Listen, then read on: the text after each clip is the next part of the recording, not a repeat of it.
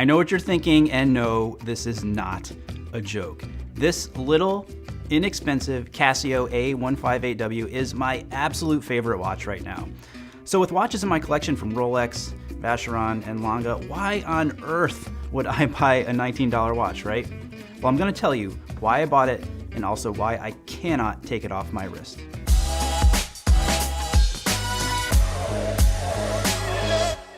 I'm Brian Sakawa, and you are watching He Spoke Style, where we give you the information and inspiration you need to dress well, have more confidence, and unlock your potential. This video is sponsored by Casio. Just kidding, that is a joke too. Do not hit the thumbs down. This video is not a sponsored video. So yeah, the story. I'll get to the story and actually something a little bit deeper, but before we get to that, I do want to go over all the details of this watch and give you a closer look at it. So this is the Casio A158W. The case is made from silver resin and has a diameter of 34 millimeters, a thickness of 8.5 millimeters, and a lug-to-lug width of 38 millimeters. Case back is stainless steel, where you can see the brand stamped and model number 593, which makes it very similar to the popular F91W. The linked bracelet is also stainless steel, and it has a quartz movement with a battery life of around 7 years. One of the cool things that I like between the case and the bracelet is that the case has a polished appearance while the bracelet has a more brushed appearance.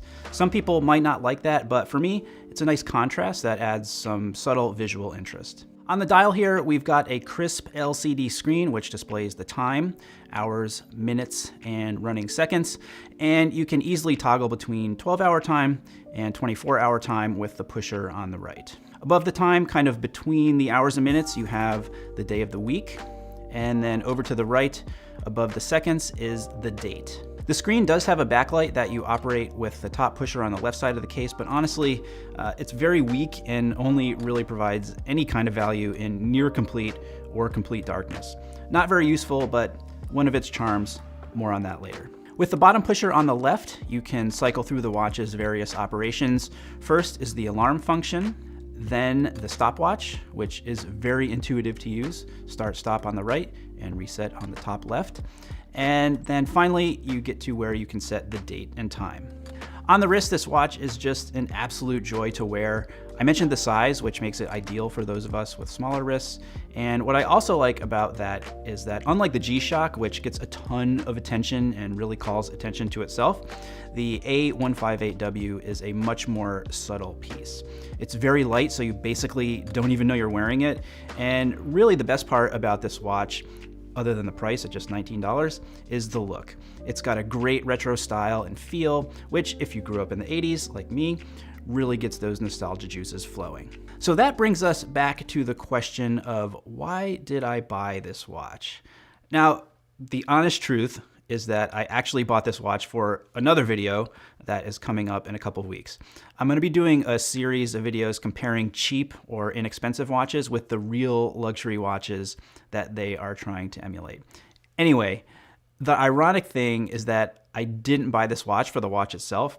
I bought it for the bracelet, and you'll see in a couple of weeks, this bracelet makes a really good substitute for another bracelet on another watch that moves that watch even closer to looking like the real thing. More to follow. But a funny thing happened when I got this Casio in the mail and opened it up. Now, mind you, the experience of opening up and unboxing a Casio A158W is very different than, your luxury watch unboxing experience. Instead of a big ornate box with latches and velvet and little drawers with thick manuals and laminated cards, it comes in, basically a little cardboard jewelry box and a manual with a few pages that are folded over on each other. In fact, it was so unimpressive that I threw the packaging out pretty much immediately. Of course, I wasn't looking for or expecting a luxury watch unboxing experience from a $19 watch, but the experience I had was almost better. Opening the packaging and taking this watch out brought me back to a time when I was a kid. It brought me back to that Timex Ironman that I love so much. It brought me back to that neon swatch with the rotating bezel. Inexpensive watches, but watches that brought me so much joy and still have meaning to me today. And if you're into watches, isn't that what it's all about? I wanted to bring that up in the context of this video because I feel like sometimes especially when people get a first taste of higher end watches, that you can kind of fall into the trap of looking down on watches that are literally cheap. Like, if you're not paying a lot of money, then the watch isn't worth anything, right? I do kind of want to open up this can of worms here because I've certainly been guilty of some minor watch snobbery here and there. And for me personally, you know, that has typically revolved around fashion watches and fashion watch brands, which are a whole other thing that I do plan to do kind of a pretty deep dive into at some point in the near future on the channel. But it's just because, like, I'm the type of person that believes in being patient when it comes to not only the watches I buy for myself, but the other things that I invest in as well. I feel like we have this instant gratification culture where, you know, we see something and we want it now. That's totally natural, but I feel like it leads to people wasting their money on things that are cheap and less expensive than probably what they really want. But if you were just a little more disciplined and patient, above all else, that you might actually be able to attain in the future. I wasn't expecting to like this watch as much as I did, and it really taught me a lesson about what watches really mean. It's not about having the most expensive watch. It's not about having the flashiest watch. I mean, maybe for some people it is, but real watch people don't care about that crap. It's about how the watch makes you feel. It's the story behind it. It's the joy that it brings to you. It's not about the price tag. You know, does this mean that I'm going to have a whole collection of Casio watches? No, but I really like this one. It will definitely feature in my next watch collection video. And if you want to catch up on some of the current collection, as well as the stories of specific watches in my collection, click on that playlist right over there.